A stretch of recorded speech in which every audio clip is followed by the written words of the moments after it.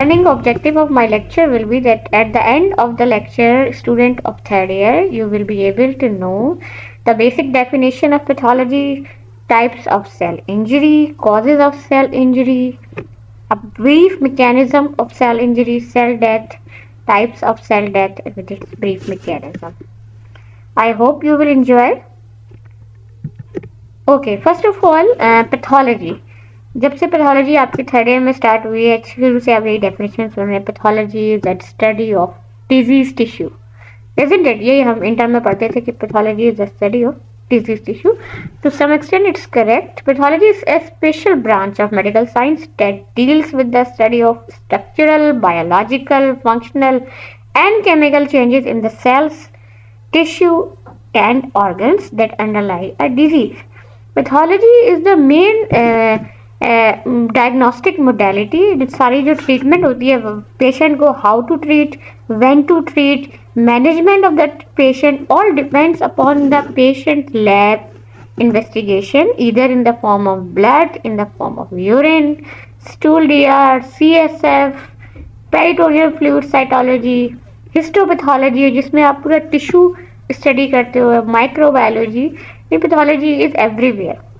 So, starting to pathology, I would say to you that please don't scared of your book Robbins. This is a very important, very interesting book and you have to make friendship with it. No need to be scared, no need to worry.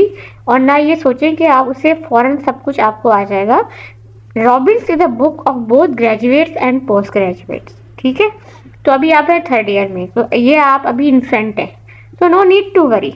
We will try to tell you in a much easier way. Now the second question जब मैं ये बोलती हूँ कि it's a book of graduate and post graduate, तो students पूछने के हमें कितना पढ़ना है आखिर.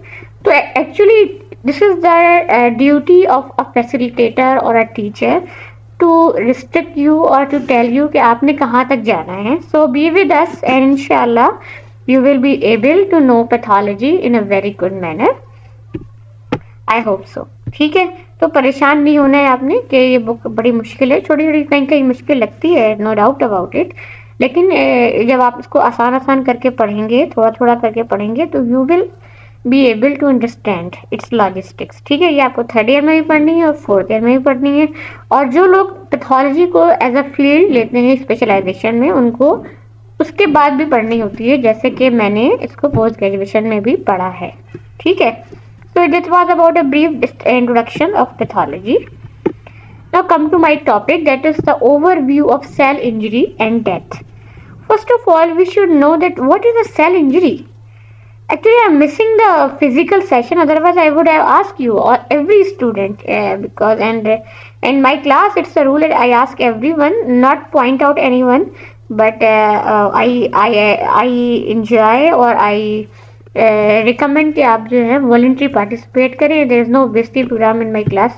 आई आस्क एवरीवन, जो भी आपको सवाल पूछना वो पूछें, अपना जो भी आंसर दें, कोई इशू नहीं. You are sitting here to commit mistakes और हमारा काम ये है कि हम अपनी मिस्टेक्स को दूर करें. एनी हाउ, सेल इंजरी क्या होती है. एक बड़ा आपको एक मज़ेदार वाक्य बताऊँ कि हम एक दफ़ा वाइवा ले रहे थे फर्स्ट ईयर में, जब पैथोलॉजी हुआ करती थी, तो बच्चे ने कहा सेल को चोट लग गया तो cell injury. To some extent, he was not very wrong, लेकिन ज़ाहिर वो एक थोड़ा चाइल्डिश आंसर था. Obviously, whenever you get injured or whenever you get an injury, it occurs at the level of cell.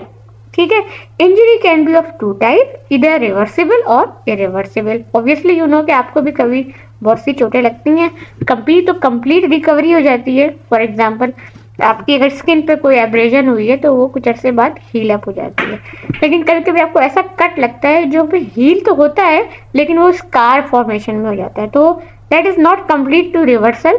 Revert तो नहीं हुआ लेकिन एक एडॉप्शन आ गई है, फाइब्रस स्कार बन गया जो कि उसको रिप्लेस नहीं कर सकता नॉर्मल टिश्यू को. ठीक है, इसी तरह there are certain injuries which are irreversible और फिर वो वापस नहीं आती, depending upon the duration, cause, बहुत सारे फैक्टर्स होते हैं इंजरी के लिए, ठीक है।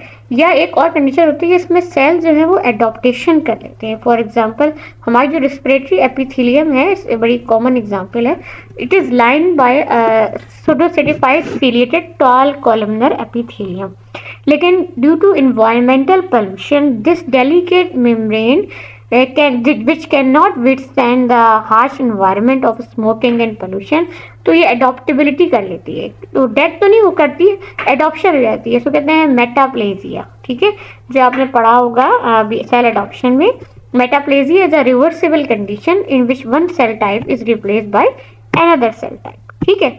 तो उसमें मेटाप्लेजिया आ जाता है। तो या तो सेल या तो सरवाइव कर लेता है, एडॉप्शन कर लेता है, या वो बच जाता है, और अगर इन दोनों में से वो कोई काम ना कर पाए तो ऑब्वियसली वो इरिवर्सिबल इंजरी में जाता है which result in death of the cell, ठीक है। आई होप आपको यहाँ तक बात समझ आ गई होगी। Okay, cell injury as I discuss reversible and irreversible. Reversible injury को हम सबसे पहले जानेंगे कि what are the causes of cell injury. अगर हम फिजिकली होते तो ऑब्वियसली मैं आप सबसे पूछती कि व्हाट आर द कॉजेज, लेकिन अभी चूंकि मेरे हाथ और पैर दोनों बंधे हुए हैं, जो खुद ही मैं सवाल करूंगी और खुद ही जवाब दूंगी। बट जब हम फिजिकली मिलेंगे तो definitely I will ask questions with you and I welcome the participation of students, ठीक है। सो सेल इंजरी की there are so many causes. Direct किसी ने किसी को पंच मार दिया, लड़ाई झगड़ा हो गया, physical agent trauma can cause cell injury. Most common जो फैक्टर होता है सेल इंजरी में, दैट्स हाइपोक्सिया। हाइपोक्सिया क्या होता है, there is deficient oxygen supply और decrease oxygen supply to the tissue. Oxygen as you know that's the fuel of the cell. जिस तरह गाड़ी जो है वो पेट्रोल से चलती है, तो पेट्रोल ना हो तो गाड़ी कैसे चलेगी, ठीक है। थोड़ा पेट्रोल पे कम या इंजन खराब हो जाए, या इंजन है सेल का, तो फ्यूल कम हो जाए तो सेल के जो फंक्शन है वो कम हो जाता है। या आपके लिए जैसे डाइट जो है आपका फ्यूल है, ठीक है ना। तो अगर आपको खाना कम मिले तो क्या होगा, आप कम काम कर सकते हैं, आप अच्छा काम नहीं कर सकते, आपकी जो वो है जैसे कि efficiency it affects, it hampers. So oxygen is a fuel of the cell. Whenever anything which cause reduce oxygen supply to the cell जो है वो it is one of the cause of cell injury, ठीक है। इसमें जो number 1 पे आती है वो इस्कीमिया। इस्कीमिया का मतलब क्या होता है, डिक्रीज ब्लड सप्लाई और absent blood supply to an organ. आपको पता है कि ऑक्सीजन जो है वो सेल को मिलती कहाँ से है, ब्लड से मिलती है। ब्लड में आरबीसी होते हैं जिनमें which have the haemoglobin and which have the affinity for oxygen, पर वो उसको ऑक्सीजन जो है वो टिश्यू को डिलीवर कर देते हैं, ठीक है। Ischaemia is one of the common causes of cell injury. Ischaemia decrease blood supply की बहुत सी वजूहत हो सकती हैं। For example narrowing of the blood vessels block हो गई है, so many conditions, ठीक है, which will be deal later on in the pathology subject, so no need to worry, ठीक है।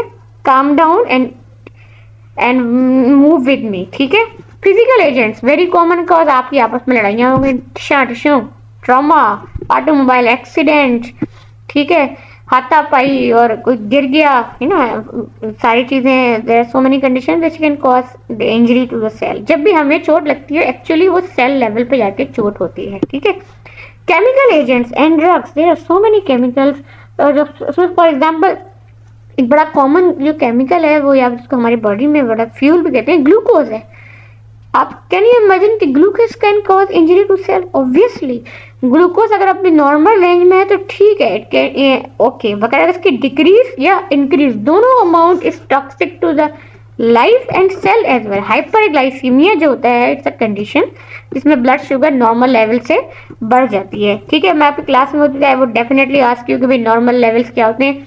अभी चूंकि मैं क्लास में नहीं हूँ तो आई विल नॉट आस्क, लेकिन ये सारे सवाल मेरे जहन में है and I will ask you when will we meet, okay. तो हाइपरग्लाइसीमिया क्या करता है कि जो है it gives a favourable environment for bacterial infection and so many things. आपको पता है, आपने सुना होगा डायबिटीज के मरीज जो होते हैं उनकी ना इम्यूनिटी कम होती है। क्यों इम्यूनिटी कम होती है? अगर उनको इन्फेक्शन हो जाए तो बहुत टाइम लगाता है। क्यों? क्योंकि जो हाइपरग्लाइसीमिया होता है वो उसको बहुत फेवरेबल एनवायरनमेंट प्रोवाइड कर देता है कि ग्रोथ के लिए, जो कि नॉर्मल बंदा जिसको शुगर नहीं होती उसमें वो बैक्टीरिया इतनी तेजी से फ्लोरिडली ग्रो नहीं करता, तो फिर वो इन्फेक्शन प्रोलॉन्ग करता है।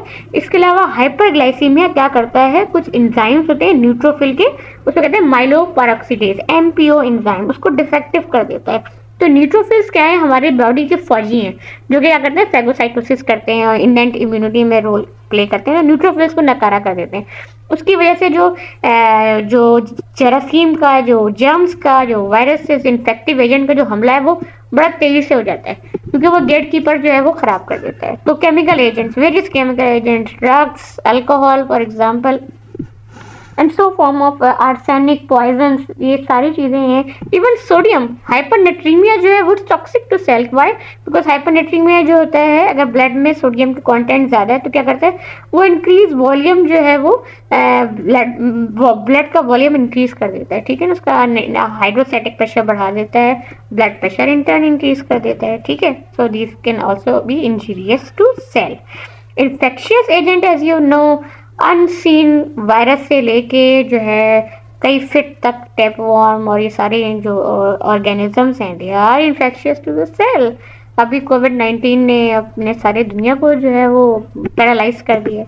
इम्यूनोलॉजिकल रिएक्शन, इम्यूनोलॉजिकल रिएक्शन क्या होते हैं कि हमारी जो बॉडी होती है, it makes antibody against the infective agents, ठीक है, फॉर एग्जाम्पल बैक्टीरिया, वायरसेस के अगेंस्ट एंटीजन एंटीबॉडी का रिएक्शन होता है, तब भी बॉडी को में को डैमेज होता है, ठीक है। फॉर एग्जाम्पल इसी तरह हमारी बॉडी जो है एक सर्टन डिजीज होती है जिनको हम कहते हैं auto immune disease. Auto immune disease में क्या होती है कि हमारी बॉडी हमारे ही ऑर्गन्स के खिलाफ एंटीजन बनाना शुरू कर देती है, ठीक है। और क्या होता है कि हमारी बॉडी इसको फिर रिस्पॉन्ड करती है, बॉडी रिस्पॉन्ड क्या करती है, उसके अगेंस्ट एंटीबॉडी बनाती है और दोनों की आपस में लड़ाई होती है। जब दोनों की आपस में लड़ाई होती है तो नुकसान किसको होता है, टिश्यू को होता है, टिश्यू डैमेज होता है। Tissue damage means cell damage, right. Immunological reactions, auto immune disease सबको नहीं होती। Exact cause of autoimmune disease is still unknown, but it is thought that there is genetic mechanism behind it and certain infections which weaken the immune system of a particular person, resulting in the development of autoimmune disease. ठीक है, जब हम physically मिलेंगे तो obviously I will discuss you in detail all these things. और अगर आपको कोई भी इशू हो, you can come to my office at the first floor and always welcome for whatever I talk, ठीक है। Genetic rearrangement, there are certain types of disease जिसमें आपके जेनेटिकली डिसऑर्डर होते हैं। For example sickle cell anaemia एक ऐसी बीमारी होती है, एक ऐसी डिजीज है, ऑटोसोमल रिसेसिव डिसऑर्डर, जिसमें जो हीमोग्लोबिन है उसकी स्ट्रक्चर जो है वो डी रेंज हो जाती है, इसकी वजह से उसकी शक्ल जो है वो क्रीसेंट लाइक हो जाती है आरबीसीज की। जब ऐसा कोई इश्यू हो तो क्या होगा, सेल जो हैं वो आरबीसी जो है वो स्मॉल वेसल्स में फंस जाते हैं। जब वो फंस जाते हैं तो छोटी छोटी जगहों को आप ब्लॉकिंग कर देते हैं, तो जो स्मॉल एरिया है उनको ब्लड सप्लाई मुनक़ता हो जाती है या नहीं मिलती, ठीक है। सिकल सेल एनीमिया, ठीक है, उसमें वो स्प्लीन में फंस जाते हैं बहुत सारे सेल, तो सारे स्प्लीन को वो जो है फंक्शन हैम्पर करते हैं। स्प्लीन में क्या छल्लियाँ लगेंगे, उन छल्लियों में वो जो सिकल आरबीसी हैं वो फंस जाते हैं और रास्ता ब्लॉक कर देते हैं, resulting in the infection. Necrosis होती है, पहले सेल की डेथ होती है और जो लोकलाइज एरिया ऑफ नेक्रोसिस होती है उसको इन्फेक्शन कहते हैं, ठीक है। जेनेटिक रीअरेंजमेंट अगर है, जेनेटिकली प्रॉब्लम है, सिकल सेल एनीमिया हो गया, थैलेसीमिया हो गया, इसके अलावा हीमोक्रोमेटोसिस जेनेटिक जो वेरिएंट है, प्राइमरी हीमोक्रोमेटोसिस, विल्सन डिजीज जिसमें इनबॉर्न एरर है मेटाबॉलिज्म के, ठीक है, तो इसकी वजह से सेल इंजरी हो रही होती है। Nutritional imbalance is very common also, या तो आपने जैसे फॉर एग्जांपल माइक्रोन्यूट्रिएंट डेफिशिएंसी होती है, माइक्रोन्यूट्रिएंट होती है। मैक्रोन्यूट्रिएंट्स में आपके प्रोटीन, कार्बोहाइड्रेट्स एंड लिपिड्स आता है। माइक्रोन्यूट्रिएंट्स में विटामिन आते हैं, for example vitamin B12 deficiency से क्या हो जाता है, आरबीसी के जो साइज हैं वो बहुत बड़े हो जाते हैं, मेगैलोब्लास्ट हो जाते हैं। मेगैलोब्लास्ट हो जाते हैं तो क्या होता है, वो they are prone to rupture, और न्यूट्रोफिल्स जो हैं टेयर ड्रॉप न्यूट्रोफिल्स हो जाते हैं, और सारे जो सेल लाइंस हैं वो क्या हो जाते हैं, वो जब वो इजी प्रोन टू डिस्ट्रक्शन होती है तो पेशेंट को पैनसाइटोपिनिया हो जाता है, सारी सेल लाइंस जो होती हैं वो कम हो जाती हैं, ठीक है। न्यूट्रिशनल इम्बैलेंस यानी देयर इज डेफिशिएंसी और इधर एक्सेस, चाहे वो एक्सेस हो, आप बहुत ज़्यादा too much you are taking salt और you are taking too much carbohydrates or you are taking too less amount which is required. All these things can cause cell injury. So there are number of things I have discussed, and I hope that you understand. I try to discuss every point because these are very important and we are going to discuss you. We are going to ask you in the exam as well. I tried my level best to explain everything. These are written in your book as well. After the lecture, you can read the books and you will come to know. Right? Okay, now come to the injury. Whether it's reversible or irreversible, it depends. जो reversible injury होती है usually short duration की होती है और patient वापस आ जाता है. इरिवर्सिबल इंजरी होती है जब यही है कि जब रिवर्सिबल इंजरी भी अगर परसिस्टेंट हो जाए तो क्या होता है कि वो फिर सेल डेथ की तरफ आ जाती है. फॉर एग्जांपल वाइटल ऑर्गन्स में अगर इंजरी हो तो अगर वो शॉर्ट ड्यूरेशन की भी है तब भी it can be fatal. For example brain injury, heart injury, तो ये अगर शॉर्ट ड्यूरेशन की भी अगर हो गई है लेकिन फेटल हुई है तो ये भी इरिवर्सिबल हो जाती है. इवन अगर छोटी सी भी इंजरी है, इंसान ब्लीड करना शुरू हो गया है और अगर आपने उसको जो है उसको कंपनसेट नहीं किया, फ्लूइड लॉस को जो है वो कंपनसेट नहीं किया और पेशेंट ब्लीड कर रहा है तो रिवर्सिबल इंजरी इरिवर्सिबल इंजरी में ट्रांसफॉर्म हो सकती है. ठीक है, रिवर्सिबल एंड इरिवर्सिबल इंजरी अब हम इसको सेल लेवल्स पर जाके देखेंगे और मैं आपको दूसरी वाली डायग्राम में बताऊंगी मॉर्फोलॉजिकल फीचर्स क्या होते हैं रिवर्सिबल. स्टार्ट करेंगे हम रिवर्सिबल इंजरी से, फिर मैं आपको इरिवर्सिबल. देखिए दो की फीचर हैं सेलुलर मॉर्फोलॉजी पे. मॉर्फोलॉजी क्या होती है पहले मैं आपको बता दूं. Let me explain. मॉर्फोलॉजी का मतलब दो तरह का व्यू होता है. एक व्यू वो जो आप नेकेड आई से करते हैं, इसको कहते हैं ग्रॉस व्यू, और एक व्यू होता है जो आप माइक्रोस्कोप के थ्रू देखते हैं. ठीक है, सेल को ऑब्वियसली आप नेकेड आई से नहीं देख सकते तो आप इसको माइक्रोस्कोपिक ही करेंगे. ठीक है, मॉर्फोलॉजिकल व्यू जो होता है वो जो है मॉर्फोलॉजिकल एग्जामिनेशन या आप अपनी रॉबिस में देखेंगे हर जगह लिखी हुई होती है, छोटा सा पैराग्राफ होता है, इस पर लिखा होता है मॉर्फोलॉजी. मॉर्फोलॉजी का मतलब होता है या तो वो ग्रॉसली कैसे नजर आ रहा है, ग्रॉस मतलब नेकेड आई से टिश्यू नजर आ सकता है, जाहिर ऑर्गन नजर आ सकता है, पर सेल जो है वो always you can see on the microscopic. ठीक है, तो morphology comprise two things, gross and microscopic. Right, okay. तो सेल पे क्या की फीचर्स होते हैं जो जब whenever there is reversible injury two types of changes occur. One is cellular swelling and the other one is fatty change. ठीक है, होता क्या है अब हम अपनी पिक्चर पे दोबारा जाते हैं.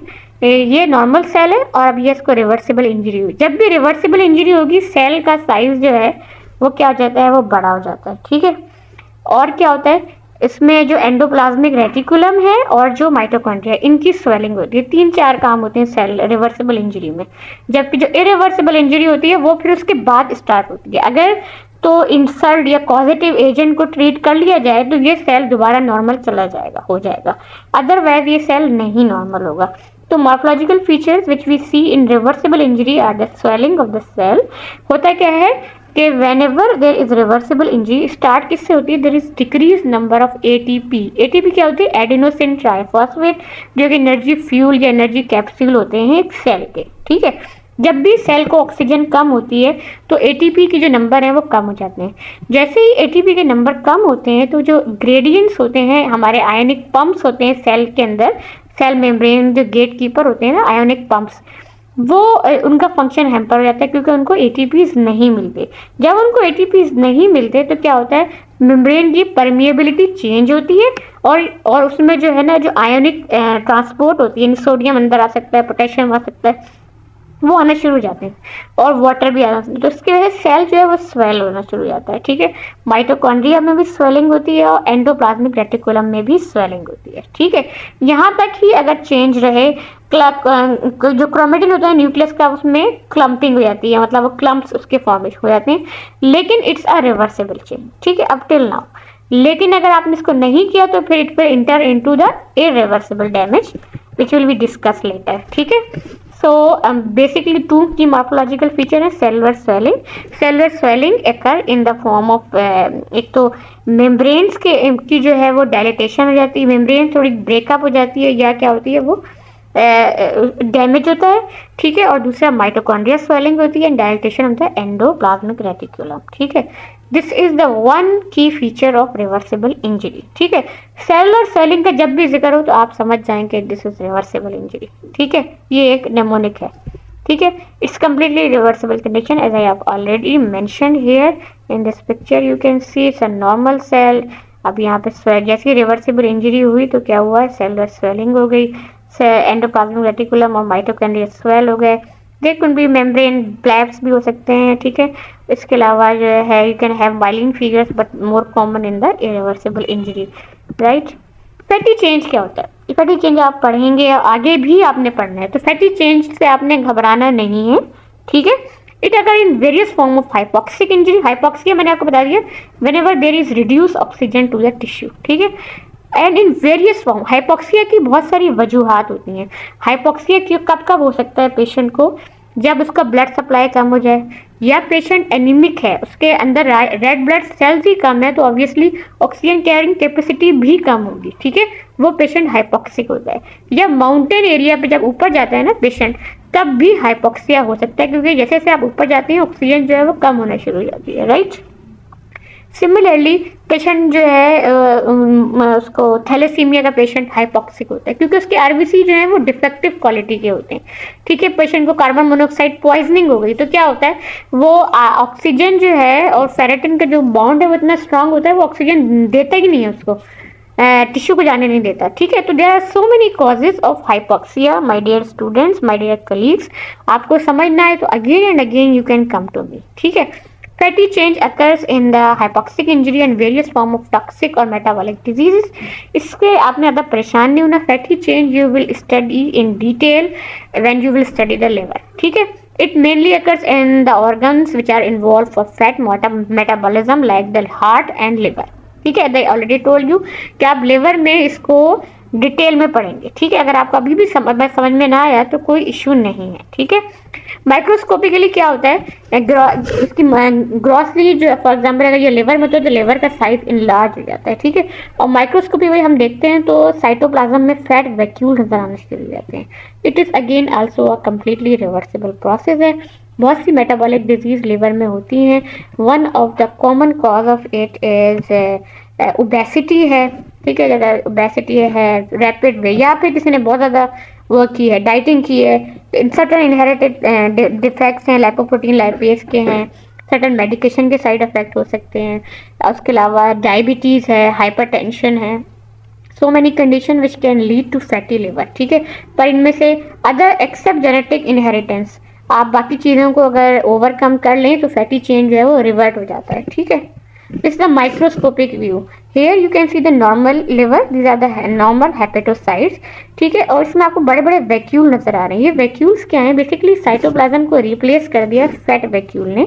अब ये खाली क्यों नजर आते हैं, जब हम HNE स्टेन करते हैं, हेमाटोक्सिलिन एंड इओसिन स्टेन, जो आपने हिस्टोलॉजी में पढ़ा होगा, फैट जो है ना वो उसमें डिजॉल्व हो जाती है। तो हम जब माइक्रोस्कोपी पे देखते हैं तो it appear as empty spaces, ठीक है। Here you can see this is fatty change of the liver. I hope it is understandable, ठीक है। So mechanism of cell injury basically क्या है, चाहे वो रिवर्सिबल हो या इरिवर्सिबल, स्टार्ट होती है डिप्लीशन ऑफ एटीपी से। जैसे ही एटीपी कम होते हैं, ठीक है, सेल मेम्ब्रेन के जो पंप्स होते हैं उनका फंक्शन हैम्पर होता है। There is mitochondrial damage.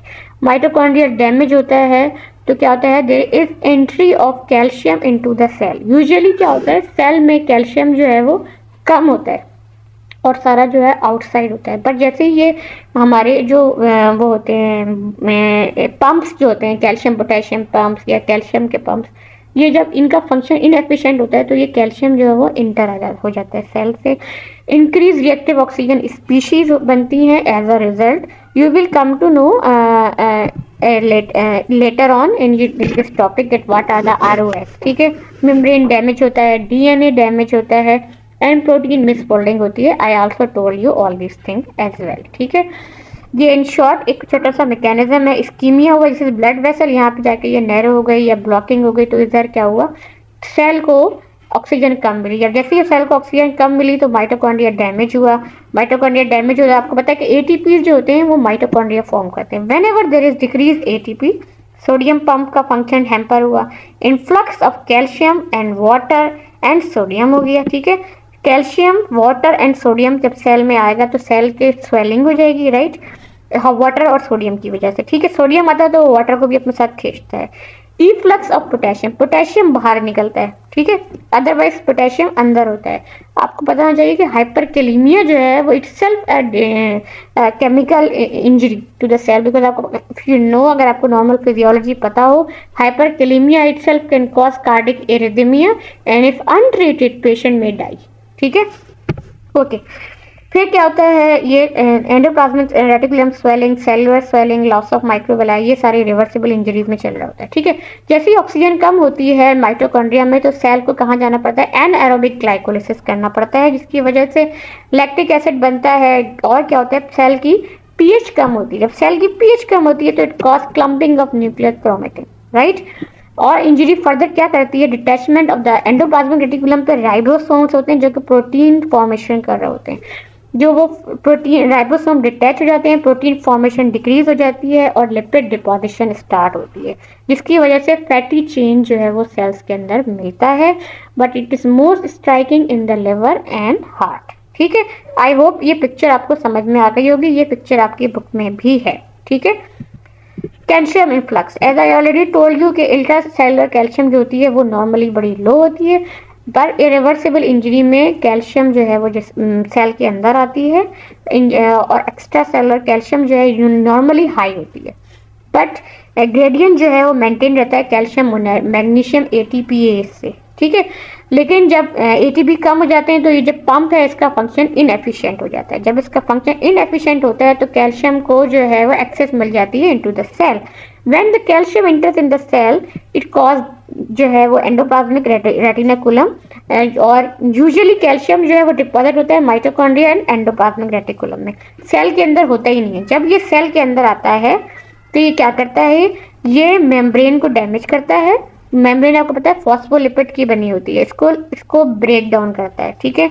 इसके अलावा प्रोटीएज न्यूक्लियस को डैमेज करता है, ठीक है। और इस तरह ये सेल साइकिल शुरू कर देता है। माइटोकॉन्ड्रिया में प्रो एपोप्टोटिक एंजाइम होते हैं। एपोप्टोसिस क्या होती है, cell death, program cell death को भी इनिशिएट कर देता है कैल्शियम, ठीक है। ये सारी चीजें इरिवर्सिबल इंजरीज में होंगी, रिवर्सिबल में नहीं होंगी। रिवर्सिबल इंजरी में सिर्फ स्वेलिंग तक ही बात निमट जाएगी और वो रिकवरी में चला जाएगा सेल, या फिर वो एडॉप्शन की तरफ चला जाएगा। ये सारी जो मैं आपको बताई हैं, कैल्शियम इनफ्लक्स और जो माइटोकॉन्ड्रियल डैमेज जो है, और ये क्लम्पिंग हो रही है और लिपिड डिपोजिशन, ये सब जो है वो इरिवर्सिबल इंजरी में आएगा, राइट। ओके, यूजुअली क्या होता है कि जब इरिवर्सिबल इंजरी होती है तो जो राइबोसोम्स होते हैं वो डीनेचर हो जाते हैं और प्रोटीन्स डीनेचर हो जाते हैं, जिसकी वजह से देयर इंक्रीज इओसिनोफिलिया होता है। इओसिन क्या होता है, it's a stain which acts with the base. Nucleus में चूंकि न्यूक्लिक एसिड ज़्यादा होते हैं तो वो एसिडिक होता है, जो साइटोप्लाज्म जो होता है वो उसमें बेसिक कंपोनेंट ज़्यादा होते हैं, प्रोटीन फॉर्मेशन, जो ये बेसिक पीएच में काम करते हैं। जब हम स्टेन करते हैं HNE तो हेमेटॉक्सिलिन जो है that is has a base quality, ठीक है, और वो रिएक्ट करता है न्यूक्लियस के साथ तो नजर आता है पर्पल कलर का। जबकि साइटोप्लाज्म में जो है वो अल्कली ज़्यादा होती हैं, अल्कलाइन उसका पीएच होता है और वो रिएक्शन करता है विद इओसिन और ये नजर आता है पिंक कलर का। जब सेल इंजरी होती है तो वो फर्दर पिंक हो जाता है because of the detachment of the ribosome, जो प्रोटीन फॉर्मेशन नहीं हो रही होती। माइलिन फिगर्स क्या होती है, सेल मेम्ब्रेन की फॉस्फोलिपिड की जो सेल मेम्ब्रेन होती है इसके ये वर्ल्ड्स हैं, राइट। यहाँ पे ये एंडोप्लाज्मिक रेटिकुलम डिटैच हो रहा है और यहाँ लाइसोसोम की रप्चर होती है। जब लाइसोसोम की रप्चर होती है तो आपको पता है कि it's cause phagocytosis, autophagocytosis patient cell की स्टार्ट कर देता है। न्यूक्लियस जो है उसमें चेंजेस आती हैं रिवर्सिबल इंजरी में, किसमें, इट में भी पेल हो जाता है बिल्कुल, उसको कहते हैं पिक्नोसिस, कैरियोलाइसिस कहते हैं, और या तो वो श्रिंक हो जाता है, कंडेंस हो जाता है, बिकम्स डीपली बेसोफिलिक, उसे कहते हैं पिक्नोसिस। एंड कैरियोलेक्सिस क्या होता है, न्यूक्लियस अंडरगो फ्रेगमेंटेशन, जिसमें इसकी फ्रेगमेंट हो जाती है, फ्रेगमेंटेशन हो जाती है लाइक दिस, ठीक है। Okay, this is your bookish picture, morphological changes in reversible injury and cell death, ठीक है। This is a normal glomeruli, tubule of the glomeruli, nephrons के ट्यूब्यूल्स होते हैं, ठीक है। ये ट्यूब्यूल्स हैं, ये इनके न्यूक्लियस हैं, ये इनका ब्रश बॉर्डर है और ये साइटोप्लाज्म है, ठीक है। Normal kidney tubules with viable epithelium. अभी इसको इनिशियली क्या हुई है, reversible injury, kidney is also prone to injury because of so many reasons. तो किडनी की ब्लड सप्लाई सबसे ज़्यादा होती है बॉडी में, तो जैसे ही कोई लॉस हो, चाहे वो फ्लूइड लॉस हो in the form of dehydration, diarrhoea, vomiting या ब्लड लॉस हो, तो किडनी सबसे पहले अफेक्ट होता है। तो किडनी में इनिशियली रिवर्सिबल इंजरी होती है, लेकिन अगर उसको ट्रीट ना किया जाए इंसल्टिंग एजेंट को, तो वो इरिवर्सिबल इंजरी की तरफ चला जाता है। ठीक है, so here you can see the tubules have become more eosinophilic as I told you। क्यों? क्योंकि राइबोसोम जो है वो प्रोटीन से वो डिटैच हो गए हैं, तो इस मोर ये जो है मोर इओसिन को वो लेता है। ठीक है, न्यूक्लियस में कंडेंसेशन स्टार्ट हो गई है। ठीक है, अभी ये रिवर्सिबल है। ठीक है, अभी you can see the nuclear, लेकिन इरिवर्सिबल इंजरी में न्यूक्लियस गायब हो जाता है। You can see there is more eosinophilia, there is just a outline है, बाकी से सेल है वो सारा का सारा इसकी डेथ हो गई है।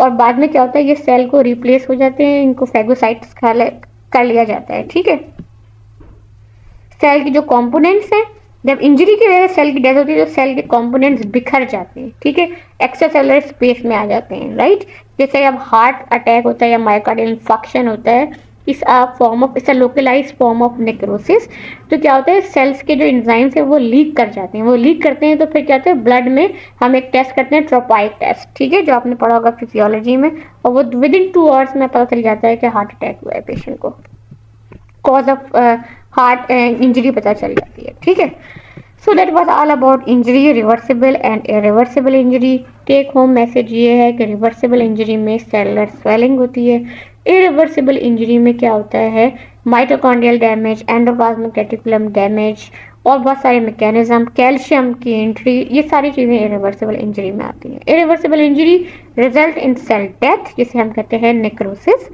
ठीक है, it's a cell death due to irreversible, it is always pathological. Physiological cell death नहीं है। सेल डेथ 2 तरह की होती है, फिजियोलॉजिकल, एक होती है पैथोलॉजिकल। एपोप्टोसिस जो होती है, it's a program cell death, जैसे कि फिजिकल किसी की डेथ हो गई हो, एक खास एज तक वो गया और उसकी डेथ हो गई, सडन डेथ नहीं होती। नेक्रोसिस जो है वो क्या होती है, बल्कि जब हमने फर्स्ट ईयर में पैथोलॉजी पढ़ाते थे तो हमने डेफिनेशन पूछी कि what is the difference between necrosis and apoptosis, तो एक बच्चे ने लिखा necrosis is the murder of cell. So I still enjoy this thing that necrosis is the murder of cell. No, it's not a murder of cells. In fact, it occurs as a result of due to some pathology. ठीक है, apoptosis is a programmed cell death. It's usually physiological, but it may be pathological. ठीक है, absolute नहीं है। नेक्रो apoptosis क्या होता है, तो जब सेल में दोनों मैकेनिज्म बोथ वर्क टुगेदर। अभी आपको शायद ये बात समझना है, तो you don't need to worry, you will come to know with the passage of time. ठीक है, पैथोलॉजी में आपने घबराना नहीं है। Right, okay, the difference between necrosis and apoptosis, necrosis as I told you accidental और पैथोलॉजिकल कॉज है the result of irreversible injury, it's a program of physiological. ठीक है, जब नेक्रोसिस होती है, affect large number of contagious cell, साथ एक बड़ा सा ग्रुप होता है, इसमें अफेक्ट होता है। ठीक है, ये स्कैटर्ड इंडिविजुअल सेल डिपेंडिंग के कौन से सेल में एजिंग की वजह से डेथ हो गई तो हो जाती है। ठीक है, इसमें क्या होता है, नेक्रोसिस में कि जो सेल होता है वो स्वेल करता है। ठीक है, और एपोप्टोसिस में सेल श्रिंक होता है, प्रोग्राम डेथ होती है।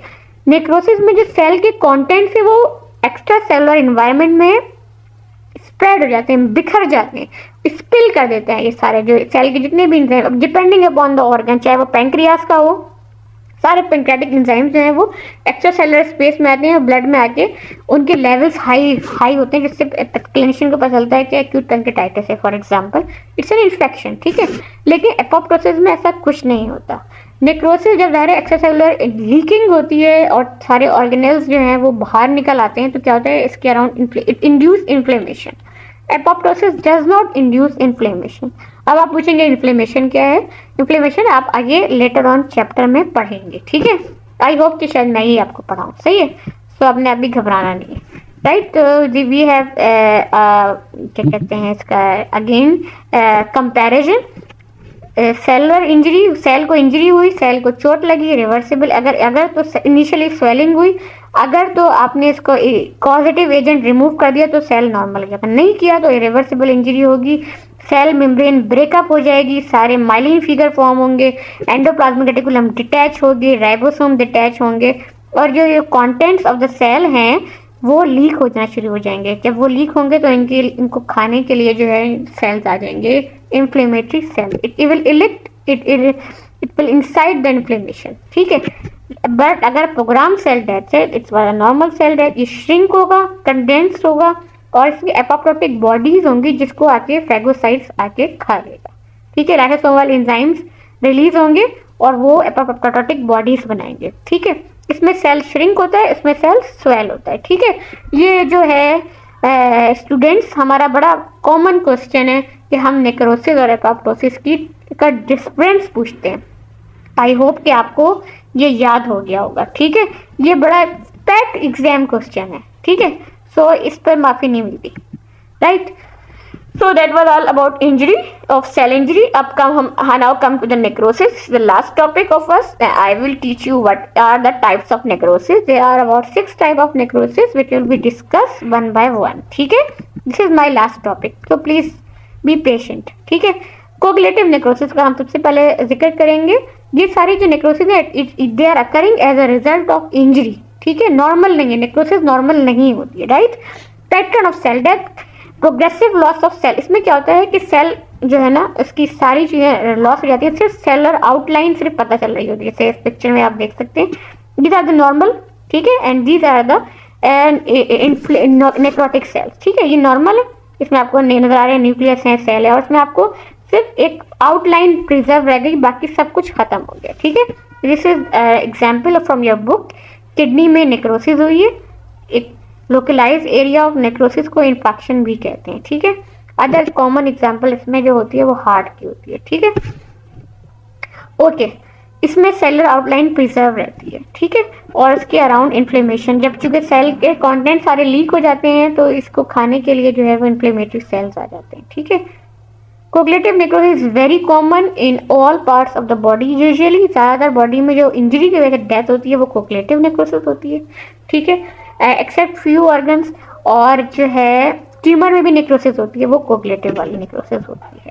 दिस इज मायोकार्डियल इन्फेक्शन हुई है the most common example of localised area of necrosis.